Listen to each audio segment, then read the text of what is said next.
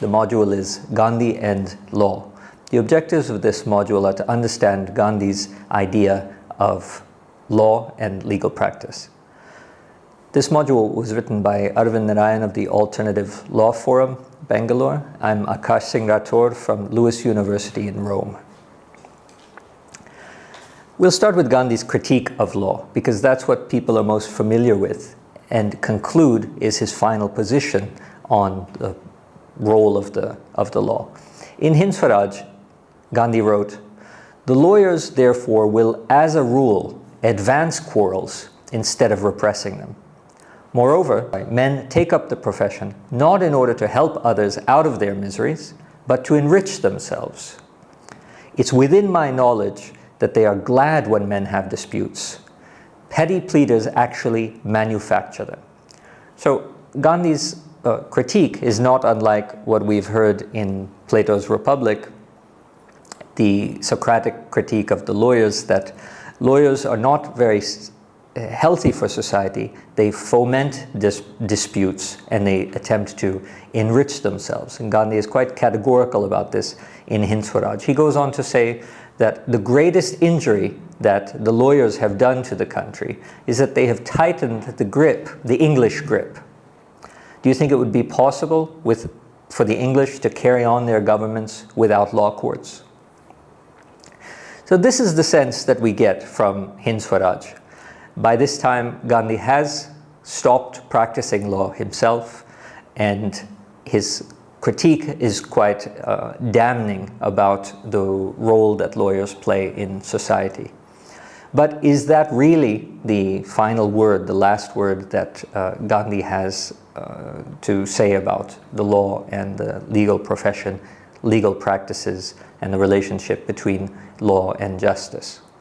In this module, we're going to attempt to read beyond Hind Swaraj and suggest that Gandhi has further contributions to make in terms of what the law is, what the benefits of the law may be, and how people can use the law to pursue ends more noble than those he outlined in Hind Swaraj.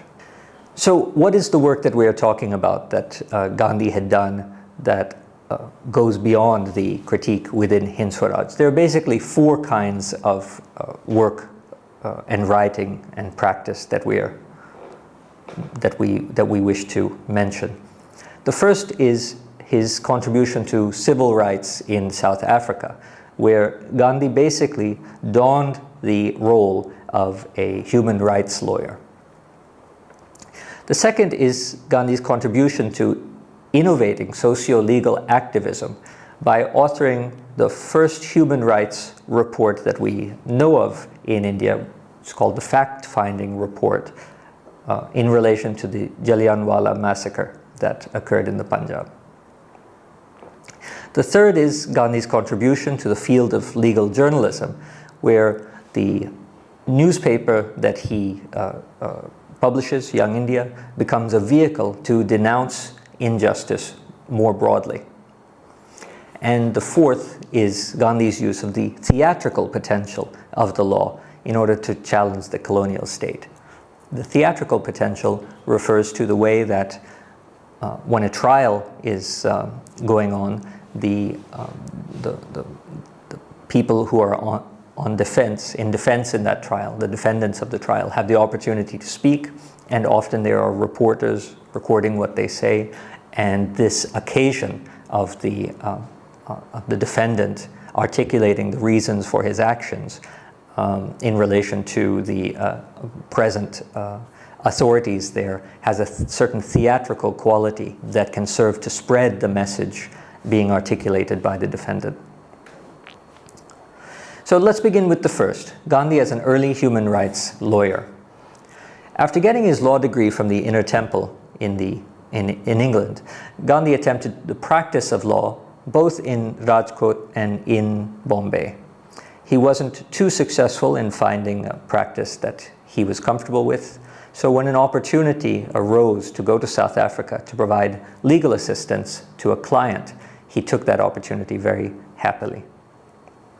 What he found in South Africa was the difficulty of getting equal treatment for the various communities. The one he was working for were obviously the Indians.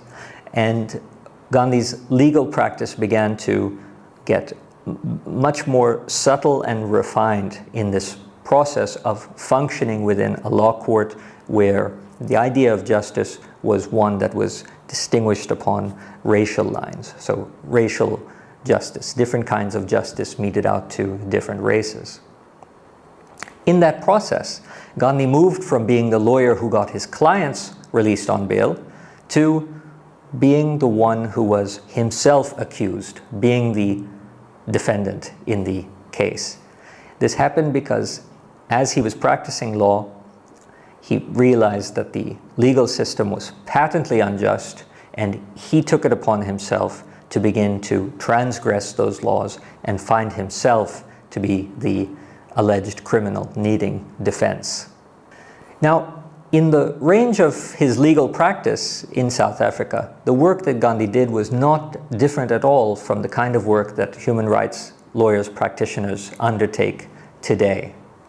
However, where Gandhi went well beyond the role of human rights lawyers was when he became a satyagrahi, not just a practicing activist. Now, we move on from this situation in South Africa, where we see Gandhi's legal practice as one that informs him about how to deal with racial injustice, how to negotiate with law courts, how to stage the theater of legal and juridical trials, and several other lessons that would prove extremely important to the way that he conducts civil disobedience later in his life. We move from these legal innovations in South Africa to the innovations in social legal activism that he undertook through what's called fact-finding reports. An excellent example of social legal innovation is the report that was prepared by the Congress Party in the wake of the Punjab disturbances in 1919. Following the Jallianwala Bagh massacre, Congress decided that they would undertake a fact-finding report. Now, what is innovative or revolutionary about this? Obviously, following this massacre, the British government itself assembled a commission to look into the massacre, what happened, why it happened, and how to prevent such things in the future. But in this respect, when a government is establishing a commission to criticize itself, two things happen. One is that we cannot rely on the veracity of the conclusions that are found in this fact-finding commission, because everybody is part of the dominant. And the second point is that when a government examines itself, it establishes its own monopoly on the truth, and nobody else has access either to the truth or to other sorts of facts that would allow them to challenge that truth. By the Congress Party boycotting the government's own commission investigating the massacre, it established the possibility of an alternative truth, a rival conception of truth, and thereby destroyed the government's monopoly on the truth. Another thing that this fact-finding report did was to take the basic premise that the British would articulate about this massacre, what Churchill referred to as an event of sinister, singular isolation, and be able to frame this massacre within the larger history of British colonialism. So while the British would like to say that this massacre is an exception and this is not how we operate, by the Congress Party commissioning its own fact-finding report led by Gandhi, the possibility arose to actually reframe this massacre not as an isolation, but as a logical consequence and a logical result of British imperial policy in the Punjab. What is innovative about fact-finding is not simply that it provides an alternative truth that can be used to deconstruct the monopoly of truth that the government has when it presents the facts of what happened at something like a massacre and attempts to justify that massacre. The innovation comes in the way that this body of knowledge can be used by lawyers or advocates in bringing to trial cases that otherwise would not be able to be brought to trial, considering that it's the state that has the monopoly on the events, or their version of the events that occurred. So this fact-finding report became the paradigmatic method for NGOs, human rights activists, and other sorts of activists in order to challenge the information being released by the state or put out by the state, whether through press reports or through the media. And in subsequent Indian history, the fact-finding report has been crucial in transforming the way that defendants of crimes or advocates for the increase of political liberties can justify their position or establish their defense. Some simple examples of this are there in relation to the environmental practices of the Indian government, hand in hand with certain mining or logging companies. Fact-finding reports are routinely conducted by environmental activist groups, or in the case of the Bhopal disaster, the fact-finding reports were crucial in informing the wider public about the realities of the event, contrary to what was put out by the corporations and by certain sectors of the Indian government. So fact-finding is a means of empowerment and a means of providing a kind of challenge to the monopoly of the truth that the state claims to possess. This is a legacy of Gandhi's education in law that has proved quite important for all subsequent human rights advocacy in India. Let's move on to law as journalism. Here's another case where Gandhi innovated the use of media, print media, and employed his legal training in order to effect large-scale political results. While Gandhi had already started the publication of a magazine in South Africa called Indian Opinion, it was really with the publication of Young India after his return to India where the legal training that he had received in the UK and the legal practice in South Africa allowed him to articulate the cases that he wanted to disseminate through Young India with a poignant clarity and at times a peculiar silence. What is this silence about? Sometimes people would complain that Gandhi is not covering an important event in Young India that he should be covering. His reply was that he didn't have all the facts. This is a clear product of his legal training. You don't make claims that you cannot support by evidence. For example, take the massacre that we were just referring to in the previous section. Gandhi was quite silent about this in Young India for a fair amount of time until the results of the report started coming in and these facts were verified independently. Once he had the facts, he flooded the paper, Young India, with a number of accusations against those who committed the crime and a number of exposés of the way that the government was covering up the true heinousness of this event. So what Gandhi is doing through this exposing these injustices in Young India is he's taking law outside of the courts, the legal judicial courts, and he's moving it to what is called the court of public opinion. So he's using legal argumentation supported by evidence and legal reasoning And instead of going to the court and presenting this, he's presenting it widely to the court of public opinion. He's motivating the public about the injustices that are being faced by people in relation to what the government is doing. And this is a clear example of the way that law has served post-Hind Swaraj Gandhi's mission. Now there's something very interesting to be pointed out here.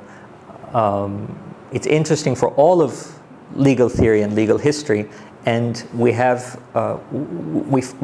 Gandhi to thank for making this discovery. This is about the difference between procedure and substance in terms of legal activism. Now, in Gandhi's legal writing that he undertook in Young India, he makes a very strong case for following procedure. So where does this idea come from? Now you remember that when Gandhi was practicing law in South Africa, he realized that justice was racialized. So different races were subject to different modes of justice. Now, just by very definition, that is injustice.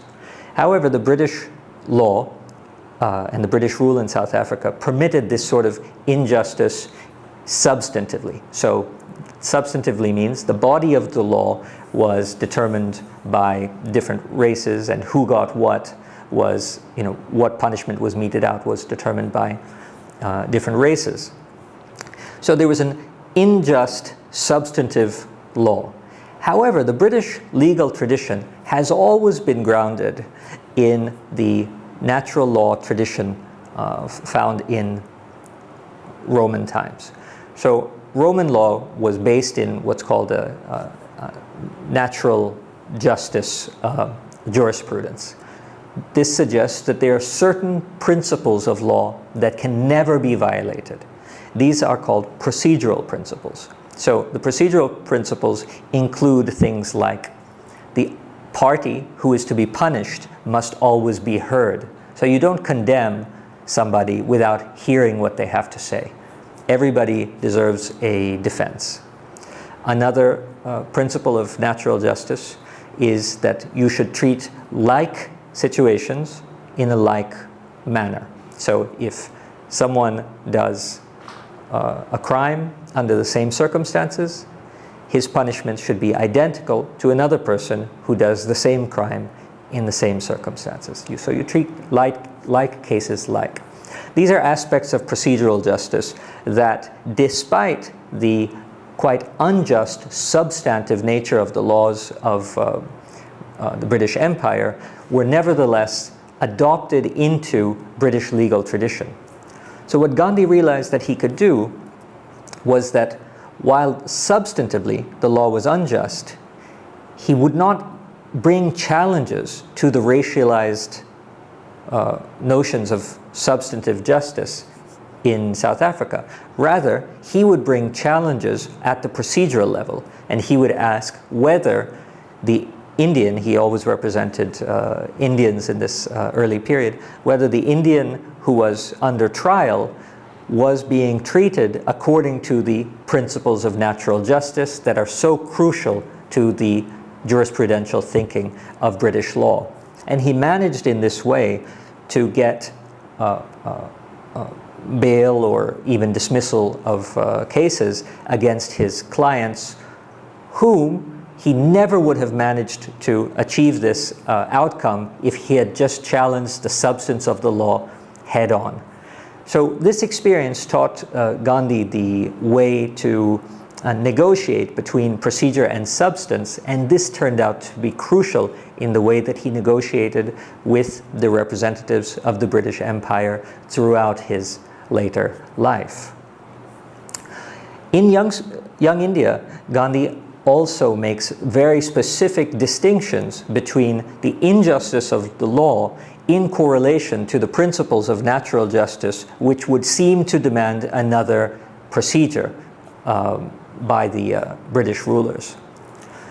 The last point to be made about this innovation that we called Law as Journalism Exposing Injustice is that Gandhi used Young India as a way of informing the public about his own experiments with the law, specifically the Sedition Trial that we'll speak about next.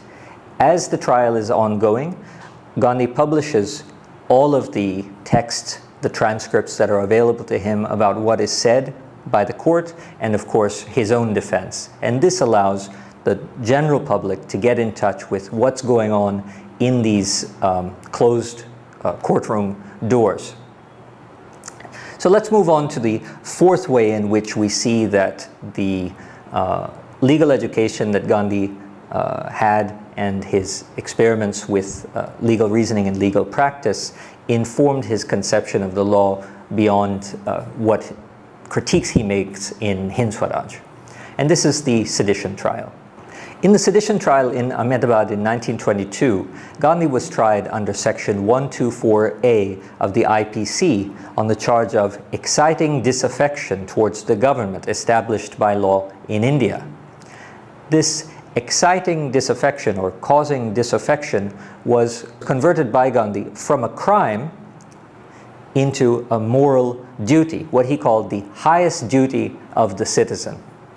This is an extremely interesting way that Gandhi managed to turn the tables on what was supposed to be law and justice, and he established through the eloquent defense that he made that the law was unjust and it was the highest duty of the citizen to violate that law in order to be just. By doing this, Gandhi managed to create an environment that Sudipt Kaviraj described as one where the rebel is on trial, to one where the state is on trial by the rebel.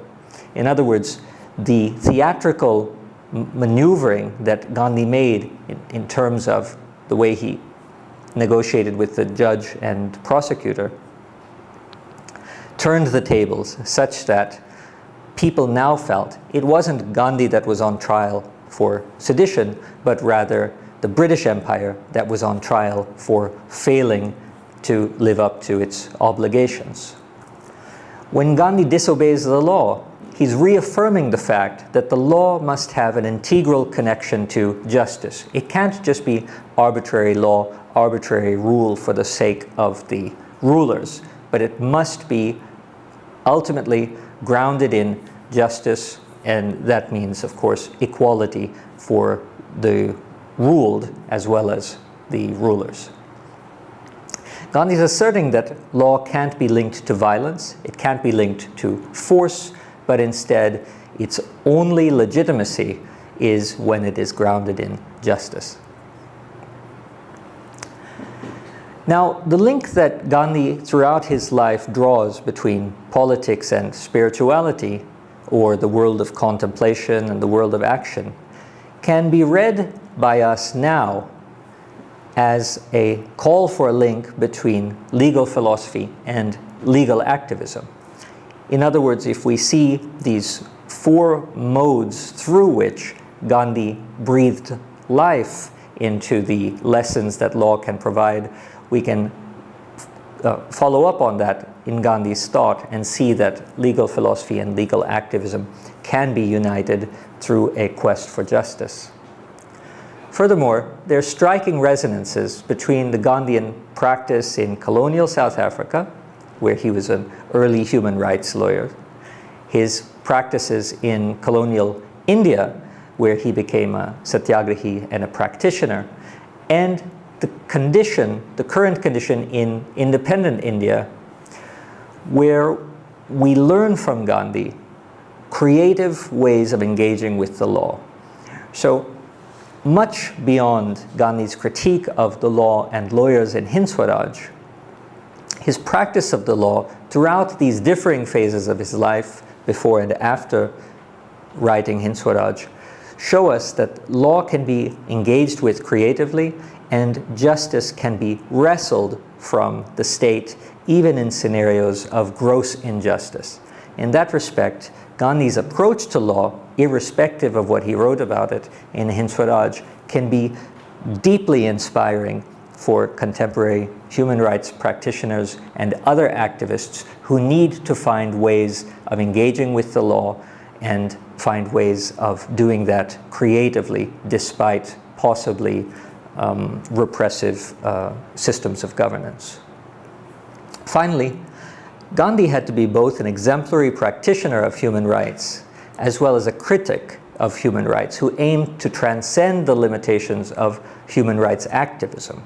That is to say, he was not satisfied with merely articulating his concerns, but he had to get completely engaged in the practice. He went from being an advocate for those who were suffering injustice to being a criminal in the eyes of the state through the process of fighting that injustice. In all of these ways, Gandhi's relationship to the law show us that the picture he portrays in 1910 in Hind Swaraj is not the end of his views on law. Rather, throughout his life, the engagement that he had with the law was far more complex than the condemnation that law and legal practice receives in Hind Swaraj. Thank you.